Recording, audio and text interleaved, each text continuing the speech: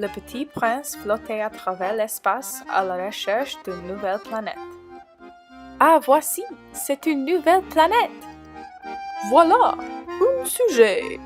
Je suis le roi de tout l'univers. Tous mes sujets m'obéissent parce que je suis la plus respectable et juste roi. Je comprends.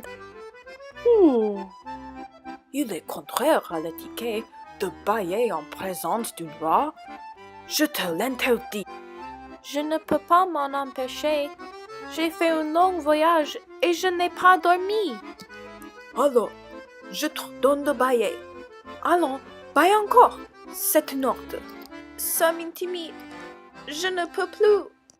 Alors, je t'ordonne tantôt de bâiller et tantôt de... Puis-je m'asseoir? Oui, je t'ordonne de t'asseoir.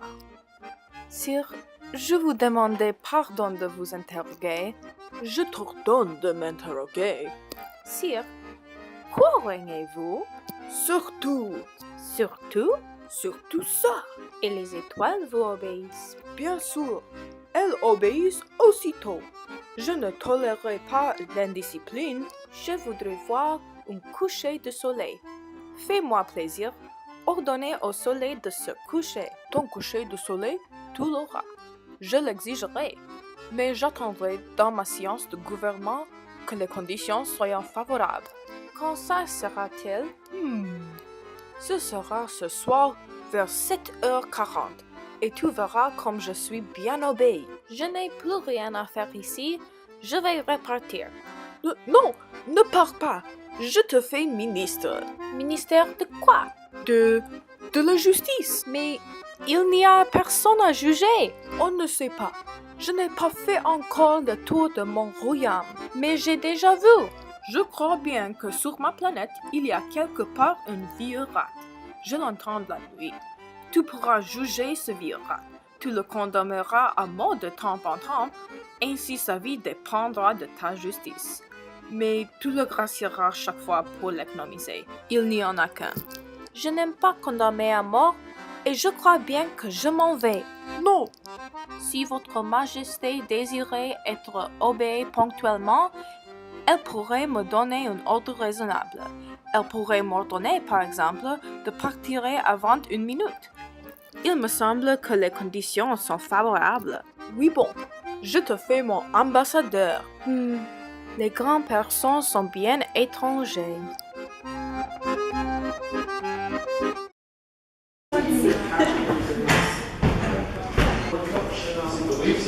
Bonjour classe, je suis l'enseignant supplément.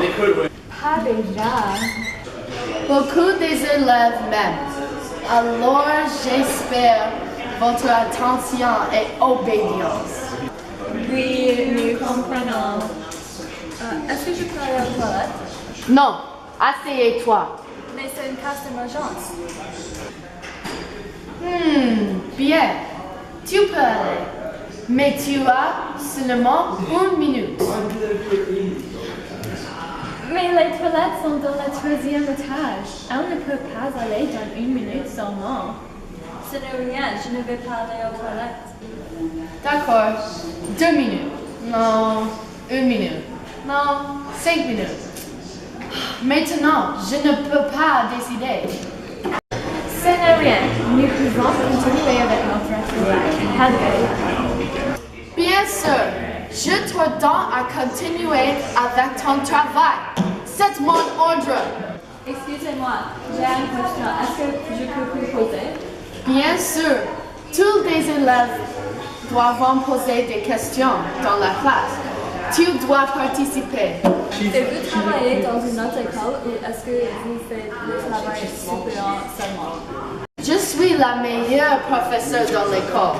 Je travaille à temps partiel, mais j'enseigne meilleur que les professeurs à plein temps. Vous vraiment enseignez meilleur que tous les professeurs dans l'école? Oui, je suis le meilleur professeur. Et tous les élèves et professeurs vous obéissent? Oui, bien sûr. J'ai le plus l'autorité. Alors, si tous les élèves vous obéissent, pouvez-vous ordonner les élèves dans la derrière de classe d'être calme? J'ai un mal de tête. Bien sûr, je peux ordonner les élèves être calmes, mais ils vont devenir calmes quand la classe est finie parce qu'ils vont aller chez eux. Alors, nous pouvons attendre. Nous pouvons travailler avec le groupe, alors nous allons dans le couloir pour le travail. Non, tu ne peux pas aller dans le couloir pour le travail. Tu peux rester dans la classe avec les écouteurs. Et puis tu ne peux pas entendre le bruit de la derrière de la classe. Je n'ai pas les écouteurs avec moi. Tu peux les emprunter d'un autre élève. Je ne veux pas les emprunter. Je veux aller dans le couloir. J'ai les écouteurs, tu peux emprunter. Tu dois rester dans la classe. Je ne veux pas les emprunter. Je veux aller dans le couloir. Je vais dans le couloir quand même, si ne vous l'aimez pas. Le bruit n'est pas trop mal. Tu peux rester dans la classe. Les élèves dans la derrière de la classe vont être calmes. Nous voyons alors dans le couloir. Non, Si les élèves obéissent comme vous savez, les élèves ne doivent pas être produits et nous ne doivent pas partir. Mais c'est ça.